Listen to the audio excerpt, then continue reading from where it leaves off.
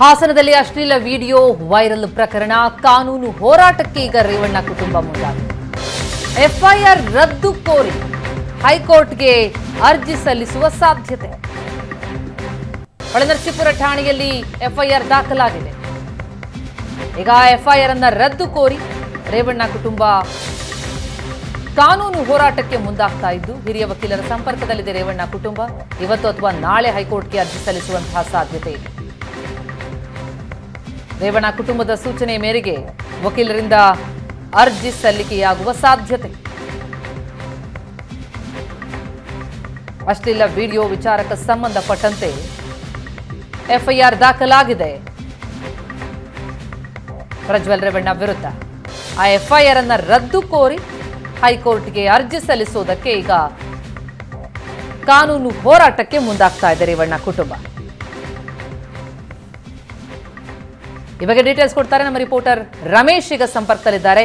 ರಮೇಶ್, ಅಶ್ಲೀಲ ವಿಡಿಯೋ ವಿಚಾರಕ್ಕೆ ಸಂಬಂಧಪಟ್ಟಂತೆ ಏನು ಸಂಕಷ್ಟ ಎದುರಾಗಿದೆ ಪ್ರಜ್ವಲ್ ರೇವಣ್ಣ ಪಾಲಿಗೆ? ಈಗ ಕಾನೂನು ಹೋರಾಟಕ್ಕೆ ರೇವಣ್ಣ ಕುಟುಂಬ ಮುಂದಾಗ್ತಾ ಇದೆ ಅನ್ನುವಂತಹ ಮಾಹಿತಿ, ಯಾವ ರೀತಿಯ ಸಾಧ್ಯತೆಗಳಿವೆ? ಕಾನೂನಿನಲ್ಲಿ ಏನ್ ಸಾಧ್ಯತೆಗಳು ಕಂಡು ಬರ್ತಾ ಇದೆ ಪ್ರಕರಣದಲ್ಲಿ ರೇವಣ್ಣ ಪಾಲಿಗೆ? ಪ್ರತಿಮಾ, ಪ್ರಜ್ವಲ್ ರೇವಣ್ಣದ್ದು ಎನ್ನಲಾದಂತಹ ರಾಸಲೀಲೆಯ ವಿಡಿಯೋಗಳಿಗಾಗಲೇ ಸಾಕಷ್ಟು ವೈರಲ್ ಆಗಿರುವಂತಹದ್ದು ಮತ್ತೆ ಇದಕ್ಕೆ ಸಂಬಂಧಪಟ್ಟಂತೆ ಸಂತ್ರಸ್ತ ಮಹಿಳೆಯೊಬ್ಬಳಿಗಾಗಲೇ ಹೊಳೆನರಸೀಪುರ ಪೊಲೀಸ್ ಠಾಣೆಯಲ್ಲಿ ಪ್ರಕರಣವನ್ನು ದಾಖಲು ಮಾಡಿರುವಂತದ್ದು.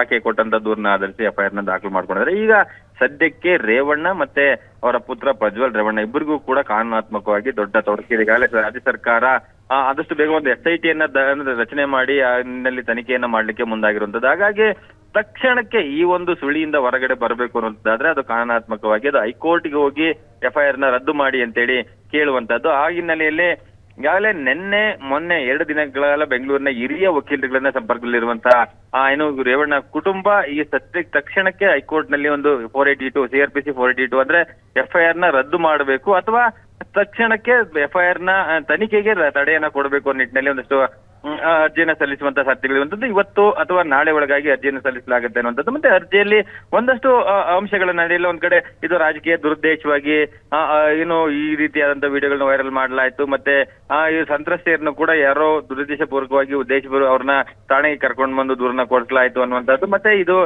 ಯಾವಾಗ ನಡೆದಿದೆ ಅನ್ನುವಂಥದ್ದಕ್ಕೂ ಕೂಡ ಸರಿಯಾದಂತಹ ಮಾಹಿತಿಗಳಿಲ್ಲ. ಹೀಗೆ ಒಂದಷ್ಟು ಟೆಕ್ನಿಕಲ್ ಅಂಶಗಳನ್ನ ಇಟ್ಟುಕೊಂಡು, ಡಿಲೇ ಅಂಶಗಳನ್ನ ಇಟ್ಟುಕೊಂಡು, ಮತ್ತೆ ರಾಜಕೀಯವಾಗಿ ಇಲ್ಲ ಒಂದ್ ಕಡೆ ತಮ್ಮ ಕುಟುಂಬವನ್ನ ಬಗ್ಗು ಬಡಿಬೇಕು ನಿಟ್ಟಿನಲ್ಲಿ ವಿರೋಧಿಗಳ ಒಂದು ಕೈವಾಡ ಇದಾಗಿದೆ. ಹಾಗಾಗಿ ಈ ಪ್ರಕರಣದಲ್ಲಿ ಉರುಳಿಲ್ಲ, ಪ್ರಕರಣ ರದ್ದು ಮಾಡಬೇಕು ಅನ್ನೋದ್ರಿಂದ ಒಂದಷ್ಟು ಅಂಶಗಳನ್ನ ಇಟ್ಟುಕೊಂಡು ಹೈಕೋರ್ಟ್ ನಲ್ಲಿ ವಾದವನ್ನು ಮಂಡಿಸಲಿಕ್ಕೆ ಅವರ ಪರ ವಕೀಲರಿಗೆ ತಯಾರಿಗಳನ್ನ ಮಾಡ್ತಾ ಇರುವಂತದ್ದು. ಮತ್ತೆ ನಮಗೆ ಸಿಕ್ಕಿರುವಂತಹ ಮಾಹಿತಿ ಪ್ರಕಾರ ವಕೀಲರಿಗಾಗಲೇ ಅರ್ಜಿಯನ್ನ ಸಲ್ಲಿಸಲಿಕ್ಕೆ ತಯಾರಿಗಳನ್ನ ಮಾಡ್ಕೊಂಡಿದ್ದಾರೆ. ಖುದ್ದು ರೇವಣ್ಣ ವಕೀಲರು ಸಂಪರ್ಕದ ಇದ್ದಾರೆ ಅನ್ನುವಂತ ಮಾಹಿತಿಗಳು ಸಿಗ್ತಾ ಇರುವಂತದ್ದು. ಇವತ್ತು ಅಥವಾ ನಾಳೆ ಹೈಕೋರ್ಟ್ಗೆ ಅರ್ಜಿಯನ್ನು ಸಲ್ಲಿಸಿ ತುರ್ತು ವಿಚಾರಣೆಗೆ ಏನೋ ಒಂದು ಮನವಿಯನ್ನ ಮಾಡಿಕೊಳ್ಳುವಂತ ಸಾಧ್ಯತೆಗಳಿದೆ.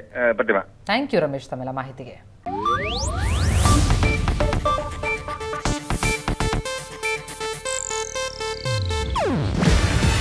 ಇದು ಏಷ್ಯಾನೆಟ್ ನ್ಯೂಸ್ ನೆಟ್ವರ್ಕ್ ಪ್ರಸ್ತುತಿ.